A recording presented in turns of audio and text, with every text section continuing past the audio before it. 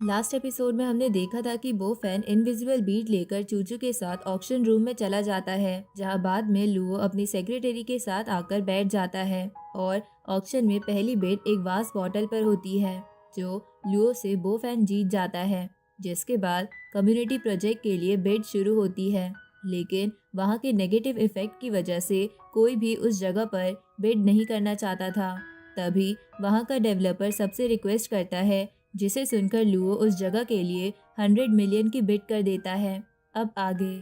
Episode की शुरुआत में गुआन डॉगबैंग सबके सामने आकर रिक्वेस्ट करते हैं कि उनकी कम्युनिटी प्रोजेक्ट को कोई खरीद ले ताकि वो वर्कर्स का वेजेस दे पाए। जिसके बाद लुओ उस प्लेस को 100 मिलियन में खरीदने को तैयार हो जाता है, जिसे सुनकर वहां बैठे सारे लोग लुओ की तारीफ करने लगते हैं कि वो कितना अच्छा इंसान है और वो गुआन की हेल्प करके कितना अच्छा काम कर रहा है। तभी चूचू भी बो फैन से कहती है कि लुओ गुआन की हेल्प करके काफी अच्छा काम कर रहा है, जिस पर बो फैन चूचू को बताता है कि शायद इस प्रॉपर्टी में मास्टर जुआनजी का इंटरेस्ट हो, जिसकी वजह से वहां पर नेगेटिव चीजें हो रही है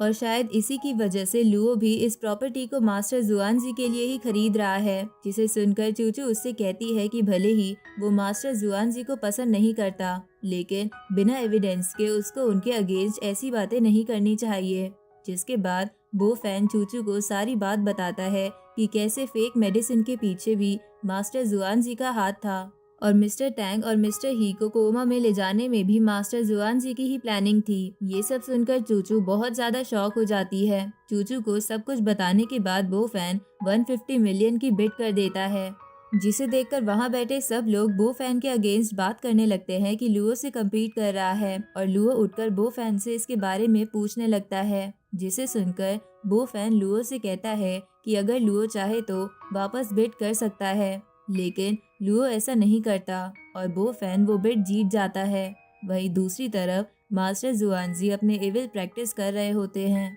और ऑक्शन के बारे में सोच रहे होते हैं। साथ ही कम्युनिटी प्रोजेक्ट उनके लिए कितना इम्पोर्टेंट है इस बारे में सोच रहे होते हैं और अगर कम्युनिटी प्रोजेक्ट उनका हो गया तो वो मैच यांग पर डोमिनेट कर पाएंगे। तभी लुओ मास्टर जुआनजी को कॉल करता है और फोन उठाते ही मास्टर जुआनजी लुओ को डांटने लगते हैं कि उसकी वजह से बॉटल और कम्युनिटी प्रोजेक्ट दोनों उनके हाथ से चला गया। जिस पर लुओ उनसे माफी मांगता है, लेकिन फिर भी मास्टर जुआनजी उससे कहते हैं कि वो कैसे भी कम्युनिटी प्रोजेक्ट वापस लेने की कोशिश करें। ये सुनकर लुओ उन्हें श्योर करता है कि वो कम्युनिटी प्रोजेक्ट बो फैन से वापस लेने की पूरी कोशिश करेगा और वो वापस ऑक्शन रूम में चला जाता है, जहां चूचू और बो फैन एक दूसरे से 500 मिलियन की डील को लेकर मजाक कर रहे होते हैं। लुओ बो फैन के पास जाता है और उससे कम्युनिटी प्रोजेक्ट खरीदने की बात करता है, लेकिन बो फैन उससे कहता है कि अब वो जगह उसकी है और लुओ फैमिली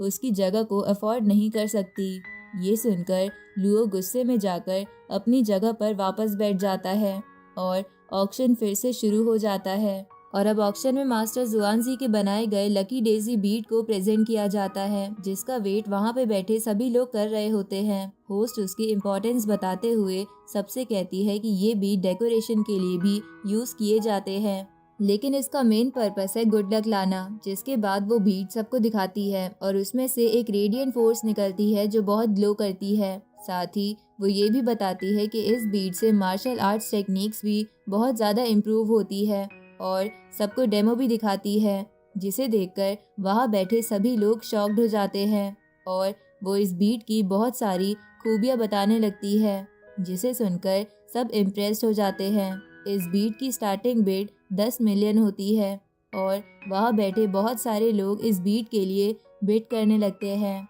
और बिड 70 मिलियन तक पहुँच जाती है। चूचू भी इसके लिए बिड करती है, लेकिन बो फैन उसे दोबारा बिड करने से रोक देता है और कहता है कि ये बीट 80,000 युआन से ज़्यादा का प्राइस होल्ड नहीं करती और बो फैन चूचू को बीट के लिए बिडिंग करने से मना करता है। लेकिन चूचू उससे कहती है कि उसके पापा के स्ट्रिक्ट ऑर्डर्स है कि उस बीट को लेके ही आना है, जिस पर बो फैन उससे कहता है कि अगर ये बीट सच में इतना स्पेशल है तो लुओ इसके लिए बिड क्यों नहीं कर रहा। तभी लुओ अपनी सीट से उठकर बो फैन से कहता है कि वो मास्टर जुआनजी के एफर्ट्स नहीं समझ पाएगा कि वो लोगों के भले के बारे में कितना सोचते हैं और इस वर्ल्ड को बचाने के लिए क्या कुछ नहीं कर रहे। साथ ही वो बो फैन से कहता है कि लुओ फैमिली उनकी एडवाइस से बहुत अच्छा काम कर रही है, लेकिन बो फैन जो कर रहा है उसकी वजह से उसे मास्टर जुआनजी की ब्लेसिंग और एडवाइस कभी नहीं मिलेगी। जिस पर बो फैन लुओ से कहता है कि टैंग फैमिली ने भी मास्टर जुआनजी से एडवाइस ली थी, लेकिन मिस्टर टैंग उसी की वजह से इल हुए थे। जिसे सुनकर लुओ उससे प्रूफ मांगने लगता है और बो फैन से पूछने लगता है कि वो इतना श्योर कैसे है कि मास्टर जुआनजी की एडवाइस की वजह से मिस्टर टैंग इल हुए थे। लेकिन वो बो फैन को बोलने का मौका नहीं देता और कहता है कि इसके बारे में उन्हें बाद में डिस्कस करना चाहिए और अभी ऑक्शन को डिस्टर्ब नहीं करना चाहिए। जिसे सुनकर चूचू भी बो फैन को समझाने लगती है कि वो शांत हो जाए और उसे बेट करने से ना रोके, क्योंकि उसके पापा ने स्ट्रिक्टली बोला है कि उन्हें लकी डेजी बीट चाहिए। इतना कहकर चूचू 90 मिलियन की बेट कर देती है, जिसके बाद कोई भी उस बेट के अगेंस्ट नहीं जाता, क्योंकि चूचू प्रेसिडेंट किन की बेटी थी। लेकिन तभी गुआन चूचू के अगेंस्ट 100 मिलियन की बिड करता है, जिसे सुनकर चूचू शॉक्ड हो जाती है और बो फैन से कहती है कि अगर वो उसे 100 मिलियन लेंड कर देगा तो वो ये बीड 200 मिलियन की बिड से खरीद लेगी। लेकिन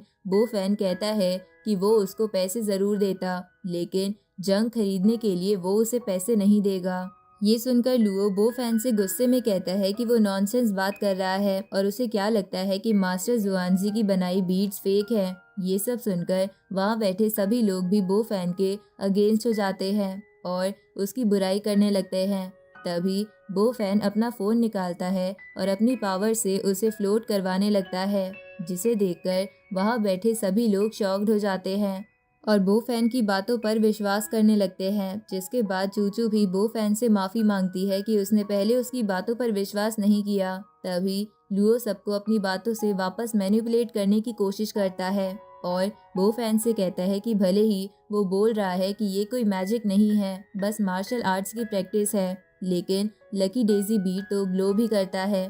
ये सुनकर बो फैन अपनी पावर्स यूज करके उस बीट की तरफ हिट करता है और वो बीट ग्लो करना बंद कर देती है, जिसे देखकर सभी लोगों को बो फैन पर विश्वास हो जाता है। लेकिन लुओ फिर से बो फैन से फाइट करने की कोशिश करता है, लेकिन उसकी सेक्रेटरी वहां आकर उसे रोक लेती है और ये सब देखकर गुआन भी अपने बेड वापस ले लेता है, जिसके लिए लुओ उसे समझाता है, लेकिन वो नहीं मानता और अपनी बेड वापस लेता है। जिसके बाद चूचू भी अपनी बिड वापस ले लेती है और उस पूरे ऑक्शन रूम में कोई भी उस बीड को नहीं खरीदता और वो लकी डेजी बीड अनसोल्ड ही रह जाता है। ऑक्शन रूम से बाहर आते समय चूचू बो फैन से कहती है कि उसने लुओ के अगेंस्ट जाके अच्छा नहीं किया और उसके लुओ फैमिली से रिलेशन ठीक नहीं रहे तो वो आगे चल के उसे दिक्कत आएगी। लेकिन बो फैन ये सब नहीं मानता और चूचू को भी आराम से समझा देता है और कहता है कि वो वापस ऑक्शन रूम में जाएगा,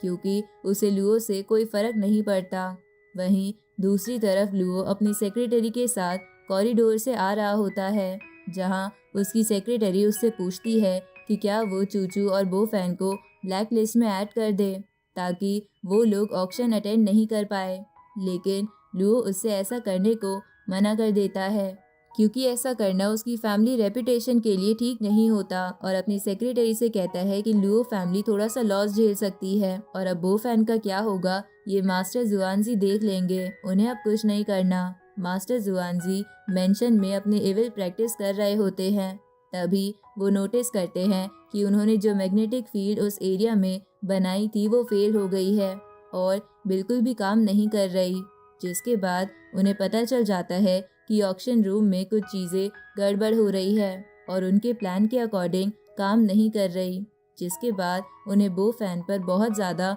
गुस्सा आता है और वो उसे सबक सिखाने की सोच लेते हैं। इसी के साथ ये एपिसोड यहीं ख़त्म हो जाता है।